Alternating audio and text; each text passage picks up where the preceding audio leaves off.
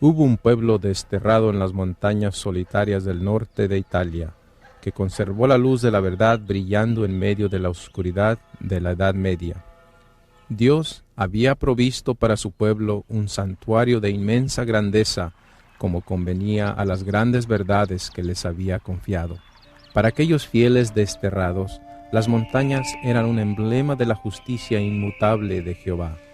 Ellas atestiguaban constantemente del poder creador de Dios y constituían una garantía de la protección que Él les deparaba. Dios había afirmado las montañas y las había ceñido de fortaleza. Ningún brazo podía removerlas de su lugar, sino solo el del poder infinito. De la misma manera, Dios había establecido su ley, fundamento de su gobierno en el cielo y en la tierra. Aunque sumida la tierra en tinieblas durante el largo periodo de la supremacía papal, la luz de la verdad no pudo apagarse por completo. En todos los tiempos hubo testigos de Dios, hombres que conservaron su fe en Cristo como único mediador entre Dios y los hombres que reconocían la Biblia como única regla de su vida y santificaban el verdadero sábado. Nunca sabrá la posteridad cuánto debe el mundo a esos hombres. Se les señalaba como a herejes, los móviles que los inspiraban eran impugnados, su carácter difamado y sus escritos prohibidos, adulterados o mutilados. Sin embargo, se mantuvieron firmes y de siglo en siglo conservaron pura su fe como herencia sagrada para las generaciones futuras.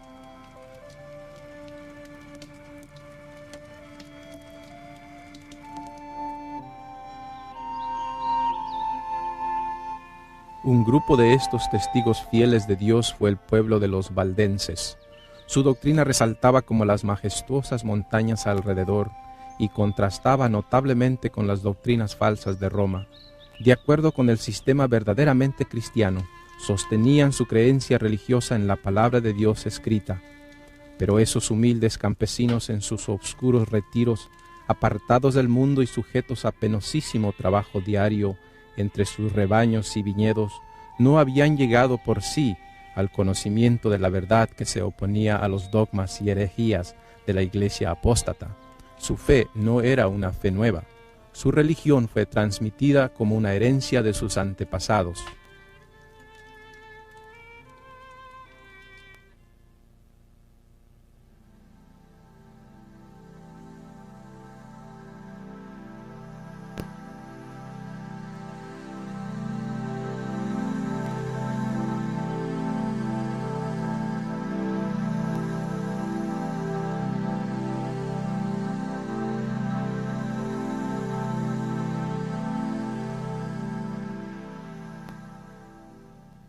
Italia es un país de contrastes. Al norte están las montañas nevadas y las praderas de los Alpes. La tierra del sur goza de un templado clima mediterráneo. Y al centro del país está Roma, sentada como si fuera una reina en medio de los mares. Es en el norte que se hallaba la iglesia de los Alpes, la tierra de los valdenses. Como si fueran cincelados de las montañas, los valles del Piamonte se extienden como radios de una gigantesca rueda. El origen de los valdenses se pierde en la oscuridad de los siglos. Según sus tradiciones, ellos fueron arrancados del sur de Italia en los siglos II y III y llevados a los valles de los Alpes.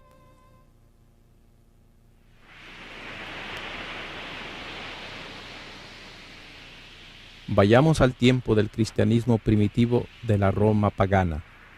Pablo, un anciano de canas, fue llevado a Roma como prisionero. Allí, aunque encadenado a un soldado, Pablo fue permitido testificar por Cristo en su casa alquilada durante 2 años. En medio de 2 años, el Evangelio llegó a la casa imperial de Nerón y a toda Italia. Nerón, el emperador de Roma, era un agente de Satanás, era feroz, sin dignidad y corrupto. En su reinado, Pablo fue confinado a una celda oscura y deprimente en espera de su ejecución. Nerón ordenó el decapitamiento de Pablo, silenciando así a uno de los mayores testigos de Cristo, pero la influencia de Pablo y sus palabras escritas viven. Las persecuciones de los cristianos, que empezaron bajo el imperio de Nerón cerca del tiempo del martirio de Pablo, continuaron con mayor o menor furia por varios siglos. Muchos dieron sus vidas por seguir a Cristo. Ellos eran objeto de los odios y sospechas del pueblo. Se los condenaba como rebeldes contra el imperio, enemigos de la religión y azotes de la sociedad. Muchos de ellos sufrían sentencias de muerte por no querer adorar a las falsas deidades y reconocer al emperador como Dios en la tierra. Las sentencias constituían a menudo la principal diversión en las fiestas populares. Grandes muchedumbres solían reunirse para gozar de semejantes espectáculos en los anfiteatros, donde los cristianos eran despedazados por los animales salvajes. A pesar de estas persecuciones más sangrientas, estos testigos de Jesús conservaron su fe sin mancha. A comienzos del siglo IV, durante el tiempo de Diocleciano, muchos de los cristianos perseguidos huyeron al norte de Italia. Estos predecesores de los valdenses se asentaron en los valles del Piamonte y se les conocieron como gente de los valles o los Vaudois. A medida que la persecución de los cristianos se tornaba más intensa, la violencia de la Roma pagana también aumentaba. Constantino, un emperador romano del siglo IV, había observado que los césares que persiguieran a los cristianos usualmente habían acabado mal, mientras que los cristianos continuaban creciendo en número. El emperador Constantino profesó aceptar el cristianismo basado en una experiencia sobrenatural. Yendo a Roma en una expedición, él dijo que se le apareció una cruz en el cielo junto con las palabras: «Con esta vencerás». Pero él continuó con sus formas paganas de adoración.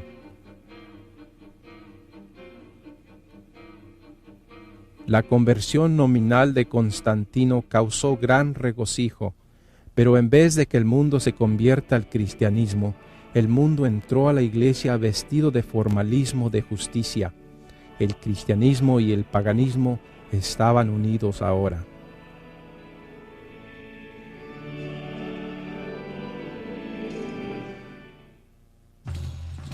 El sol, universalmente proclamado como un guía invencible y protector del emperador de Roma, recibía más devoción de parte de Constantino que el Señor Jesucristo. Esta moneda muestra en un lado a Constantino y en el otro a Apolo, el dios Sol. Después de que Constantino afirmó haber aceptado el cristianismo, el dios Sol Apolo, que a menudo se dibuja con los rayos solares saliendo de su cabeza, se convirtió en la imagen de Cristo para la iglesia cristiana. Los símbolos del sol se hallan a menudo en el arte de la iglesia romana, mostrando la unión del paganismo con el cristianismo. En el mismo centro de los edificios del Vaticano en Roma se encuentra un inmenso disco solar, armazón sobre armazón.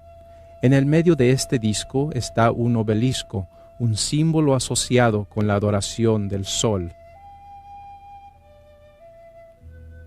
En las religiones paganas, el sol siempre ha sido un símbolo de vida. El obelisco representaba el órgano reproductor masculino. La rueda solar, que era también un símbolo de fertilidad, representaba al sol, la luna y las estrellas. Estos símbolos paganos se pueden ver en los templos por todo el mundo y sus orígenes se pueden rastrear hasta la antigua Babilonia. Esta abertura en una de las grandes cúpulas de la Basílica de San Pedro permite que los rayos solares brillen adentro. Tome nota del disco solar alrededor de la abertura. Esta cúpula y la abertura, que simbolizan al sol, son parte del Panteón, el más antiguo templo pagano de Roma. Este templo fue terminado en el año 27 AC y dedicado a todos los dioses.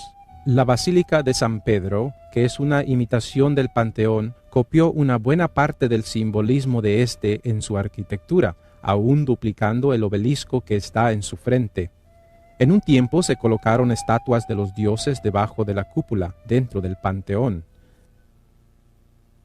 La gente adoraba enfrente de esta estatua de San Pedro, la cual fue originalmente el ídolo Júpiter, un dios pagano sacado del panteón y colocado cerca del altar en la Basílica de San Pedro. Al lado izquierdo de este magnífico altar, con sus colosales columnas serpenteadas, está la estatua de María bajo la inscripción La Verita, que quiere decir la verdad.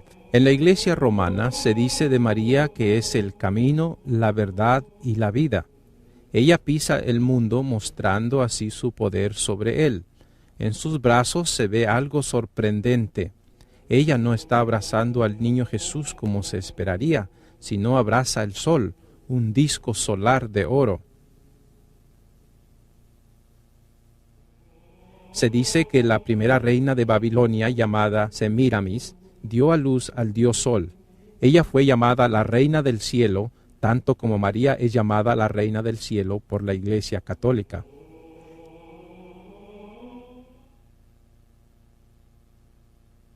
En los primeros siglos, después de la ascensión de Cristo, los fieles seguidores de Jesús observaron la infiltración de la apostasía en la iglesia cristiana. Ellos sintieron la necesidad de apartarse de esta apostasía, ya que se observaba que el Estado y la iglesia unían sus fuerzas para imponer prácticas religiosas, las cuales debían ser acatadas por todos, o si no, sufrirían sanciones civiles.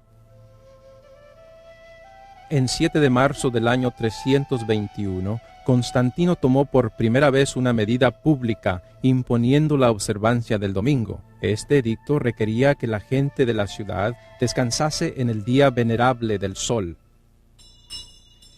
Constantino, emperador Augusto Elpidio, en el venerable día del sol, que descansen los magistrados y los residentes de las ciudades, y que se cierren los talleres. Sin embargo, los que se dedican a la agricultura pueden libre y legalmente continuar en su ocupación, porque frecuentemente sucede que otro día no es oportuno para sembrar el grano o plantar la viña. No sea que por negligenciar el momento apropiado para tales operaciones se pierda la dádiva del cielo.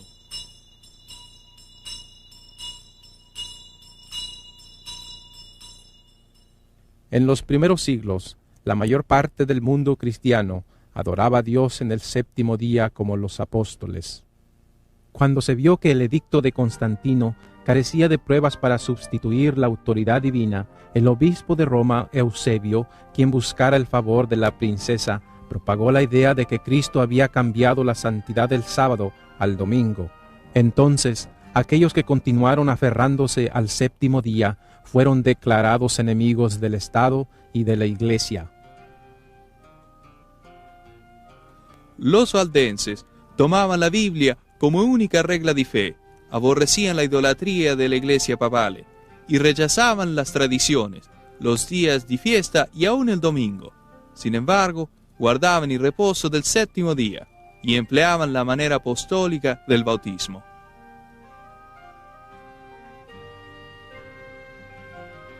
Justiniano ascendió al trono de Constantinopla como el emperador de Roma Oriental en el año 527. Era un político astuto.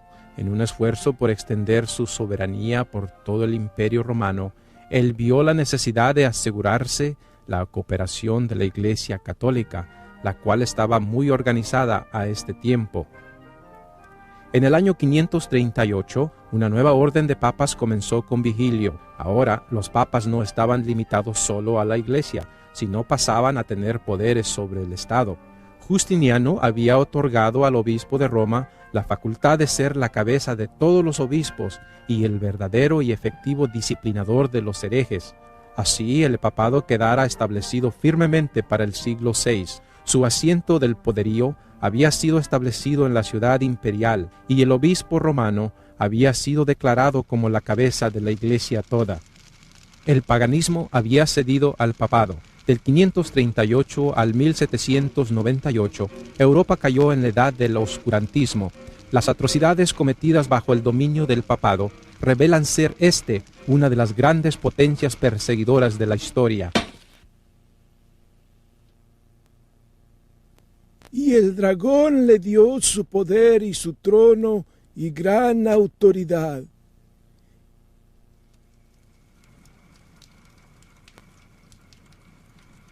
Así comenzó los 1260 años de opresión papal, predicha en las profecías de Daniel y Apocalipsis. Y hablará palabras contra el Altísimo, y tratará duramente a los santos del Altísimo, y pretenderá cambiar los tiempos y la ley, y serán entregados en su mano hasta un tiempo, y tiempos, y medio tiempo. Y se le dio una boca que hablaba palabras arrogantes y blasfemias, y se le dio autoridad para actuar durante 42 meses. Y abrió su boca en blasfemias contra Dios, para blasfemar de su nombre, de su tabernáculo y de los que moran en el cielo. Y se le permitió hacer guerra contra los santos y vencerlos. También se le dio autoridad sobre toda tribu, pueblo, lengua y nación.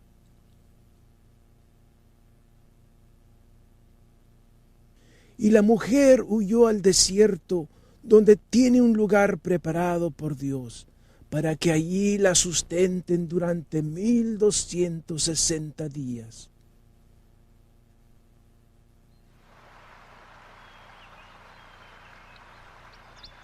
Tras los elevados baluartes de sus montañas, encontraron los valdenses seguro escondite. Allí los testigos de la verdad conservaron por 1000 años la antigua fe. Privados por siglos de la iglesia visible y forzados a adorar en las fosas y cuevas, ellos hallaron fuerza en la palabra de Dios. El conocimiento personal de la palabra de Dios era la única luz para ellos. Los ministros valdenses eran educados como misioneros. Su escuela se hallaba en el remoto desfiladero montañoso más inaccesible del Prat del Tor. El estudio era riguroso y extenso, incluyendo los idiomas latín, romano e italiano. Después de varios años de estudio y retiro, se les consagraban a la obra de Dios con imposición de manos. A todo el que deseaba dedicarse al ministerio se le exigía primero que adquiriese experiencia como evangelista.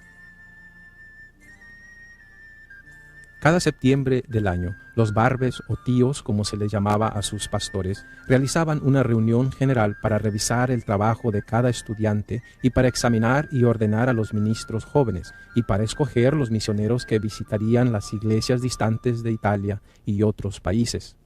Todos debían servir en algún lugar lejano de las misiones por 3 años antes de hacerse cargo de una iglesia local. Este servicio, que desde sus comienzos requería abnegación y sacrificio, era una preparación adecuada para la vida que los pastores llevaban en aquellos tiempos de prueba.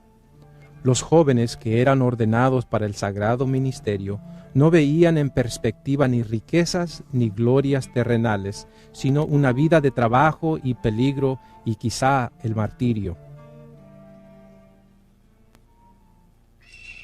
Los misioneros salían de 2 en 2 como Jesús se lo mandara a sus discípulos. Casi siempre se asociaba a un joven con un hombre de edad madura y de experiencia, quien era responsable de la educación y a cuya instrucción debía prestar atención el joven. No andaban siempre juntos, pero con frecuencia se reunían para orar y conferenciar, y de este modo se fortalecían uno a otro en la fe. Dar a conocer el objeto de su misión hubiera bastado para asegurar su fracaso, así que ocultaban cuidadosamente su verdadero carácter. Cada ministro sabía algún oficio o profesión, y los misioneros llevaban a cabo su trabajo ocultándose bajo las apariencias de una vocación secular. Generalmente escogían el oficio de un comerciante o buhoneros.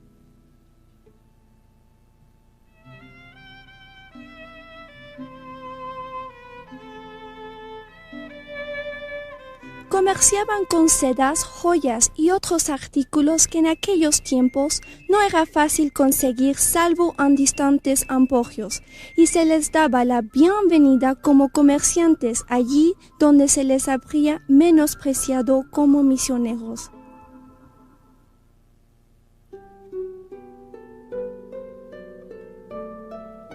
Constantemente elevaban su corazón a Dios pidiéndole sabiduría para poder mostrar a las gentes un tesoro más precioso que el oro y que las joyas que vendían. Llevaban siempre escondidos ejemplares de la Biblia entera o porciones de ella, y siempre que se presentaba la oportunidad, llamaban la atención de sus clientes a dichos manuscritos. Con frecuencia despertaban así el interés por la lectura de la palabra de Dios y con gozo dejaban algunas porciones de ella a los que deseaban tenerlas. Los misioneros decían con frecuencia estas palabras a aquellos que mostraban un interés genuino en la verdad. Amigo, tenemos tesoros mucho más valiosos que lo que le mostramos. Si nos protege de los sacerdotes, se lo diremos. Tenemos una joya preciosa, procedente del mismo Dios. Al poseerla, uno encuentra el verdadero conocimiento de Dios. Y tenemos otra, que enciende el fuego del amor de Dios en el corazón del que la posee.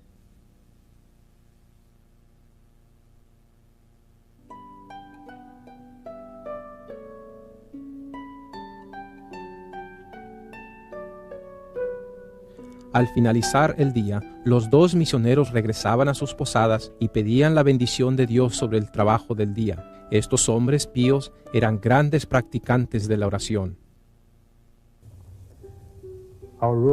Nuestra regla de conducta será el hacer la obra de Jesús.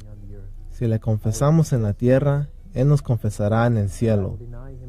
Y si le negamos en la tierra, Él nos negará en el cielo. Preferimos ser rechazados por el papado que por nuestro Salvador. Había ocasiones cuando eran descubiertos y echados en prisiones lúgubres, donde sufrían gran agonía por la palabra de Dios y por el testimonio que daban. Muchos eran torturados y estirados sobre una horrible ranfla. Fue entonces cuando los valdenses clamaban las promesas de Dios. Conservaron la fe pura a pesar de la tortura, el frío, la destitución y pérdida de vida en los Alpes. Se negaron a abandonar la Biblia, a confesarse a los sacerdotes, a recibir la hostia y creer que sea el cuerpo de Jesús, o a reconocer al pontífice de Roma como el vicario de Cristo.